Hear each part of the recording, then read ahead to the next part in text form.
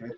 So this month's all about spinning and the journey of the knees. We're going to work from the down the waist area mainly is what I'd say. You're going to get lots of viewing of my legs today. I do apologise for that, but I'll try and make it as good as I possibly can. Thank you for the questions, by the way, from a few people that always send me some questions. First question, actually, very quickly on that is, are we doing any workshops in the future? I'm aware that we've got the first half of this year out of the way and we haven't done any intermediate workshops. There will be some coming up in the second half of the year. I'm going to create a poll on Facebook to find out actually what workshops you guys want. We always do lots of different types of workshops, but what workshops would you like? Okay, so that is what I'm going to create after this. All right, and don't forget, all of these broadcasts are available on my YouTube channel or via Facebook, of course, and it'll be an audio podcast via iTunes or Spotify.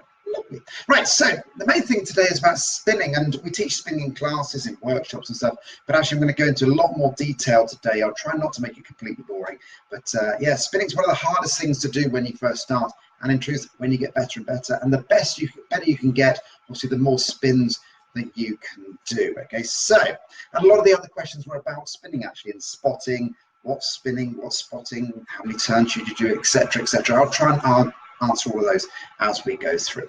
Right, so the principle is I'm going to do from head to toe. It's a principle on spinning, but first of all, a few theories for it. Okay, so when you are spinning, what you're looking for is to keep your center of gravity central. Okay, as soon as you lean one way or the other, you will naturally go off balance. So our main aim is to keep everything as central as you possibly can. That will then enable you to go round and spin. Okay, the second principle that I want you to think about is that what we look to do in spinning is we start out open. This is kind of a little bit scientific, I'm afraid, but we start out what we call an open position, and then you close the position.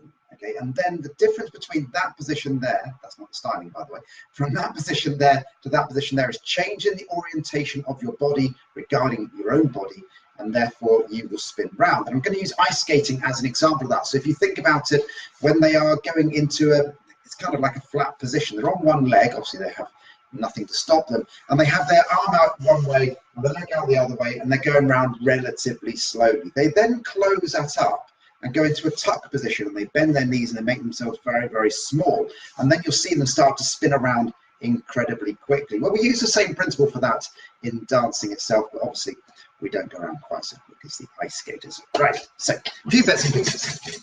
Let's clear the chair out of the way for now. Okay, so first of all, lots of people talk about making sure you keep your shoulders down when you spin and your head up. Actually, they're kind of connected in lots of ways. What we're looking to do is I want you to imagine you're going to pull your head up. As you pull your head up, that's naturally going to drop your shoulders down. Okay, so we want to pull the head up to drop the shoulders down. We never want to dance like that anyway, so just drop the shoulders down. Okay, so that's the first thing, keep the head up. Again, spotting, that's again what lots of people talk about. Let me just move that slide. Okay, so lots of people talk about spotting. What is spotting? It's one of those great things. Okay, so spotting, it's like a staring contest with yourself. So imagine I'm going to spin in one particular direction. I'm looking at myself. Okay, as I go around, my body starts to be like still staring at myself, but then at the very last second, you whip the head around, make sure you warm up your neck muscles first before your body comes round, and then your body continues to pivot round. And the more you do that and the quicker you do that, the more spins you'll be able to do. Okay, so it's basically having a spotting contest with yourself. So as you come around, you lead your head to the last second, whip the head round, and that's the first thing you see. So the less, and you try and keep your eyes open all the time you're doing this, okay, as well. So that's kind of spotting, very difficult technique to actually get right and to do. That's how the ballerinas kind of get 30 odd spins in them, little pirouette turns as they are doing it. Okay, so that's the first part of spotting, which is keeping the head up, keeping the shoulders down. Okay, lots of people, when I say keep the head up, they then kind of go like that and look up to the sky. It's keeping it level is what you're looking to do. Okay, so that's the first part. Now I'll talk about the arms, and it's all about being prepared to do your spin.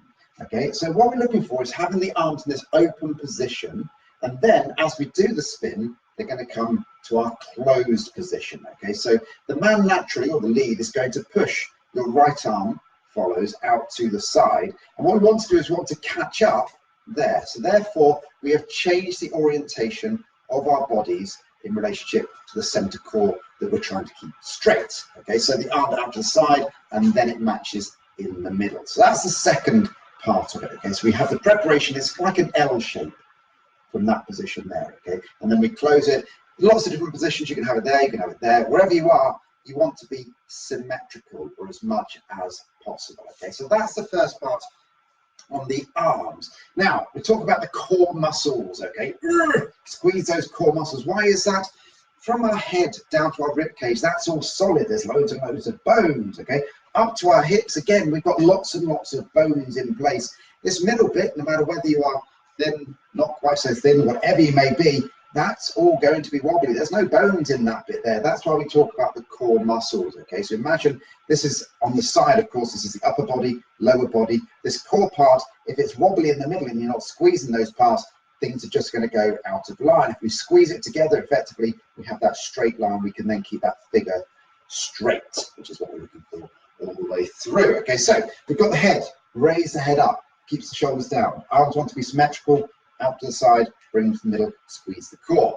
We're working our way down. I do apologize now for the next part, okay? The next part is your bum. I want you to squeeze your bum muscles as much as possible. That's why all dancers, all professional dancers seem to have very good bottoms, okay? Because they're squeezing their bums all the time as well as squeezing their cores. So that then keeps that part of you nice and solid as well, okay? Now, I'm going to move the camera down so you can see the next part.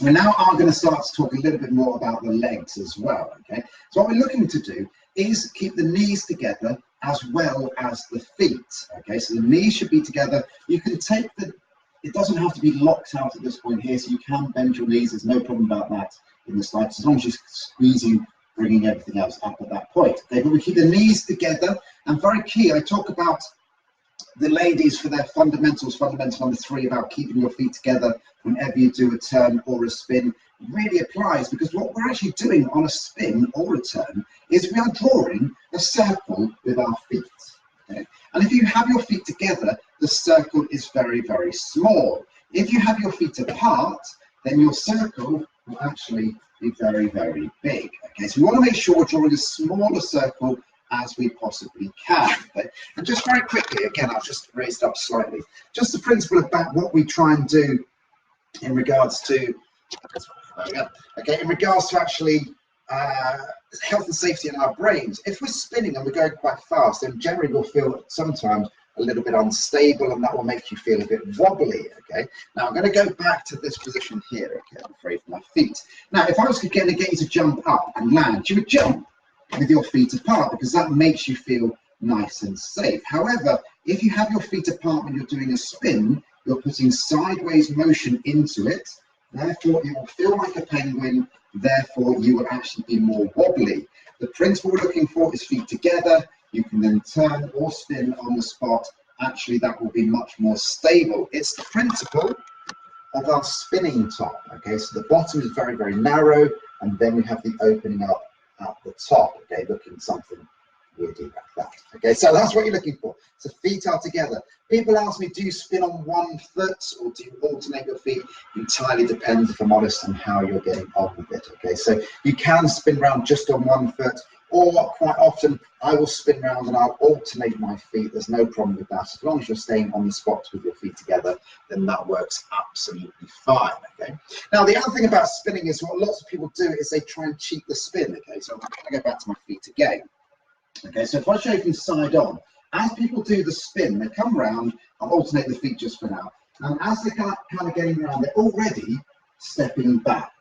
Okay? Now, that doesn't help, and effectively, for the last quarter of a turn, you've lost your balance. So what we're looking for, bear in mind that this is straightforward, is that as you do your turn, make sure you complete the turn, weight goes onto your left foot, then you step back to 6 o'clock. Okay, so make sure you complete the turn before you then step back, okay? And I often talk about going back to 6 o'clock. We'll come more onto that in a moment, okay? So the other way in which I often talk about is I talk about a bike analogy, and this helps some people, and in all honesty, confuses some others, okay? And that is, I want you to imagine if you're riding a bike, okay? So a push bike is what we're talking about here. And the handlebars, you want to keep absolutely still. The pedals, however, you want to go round on those pedals, okay? And you push with your right and your left. And actually, the faster you go on a bike, the more stable you are. If you go very slowly on a bike, handlebars can get a bit wobbly and everything doesn't work quite so well, okay? And now I want to flip that round. So the handlebars are now your feet. We actually want the feet to stay as solid as possible, not to be moving around, not to jump from side to side. They want to stay solid. The arms, these are your momentum or your pedals on this occasion, okay? So when I'm doing a spin, not only is the lead throwing my hand out or my arm out to this side here, my left arm is very key as well, because that's got to catch it up.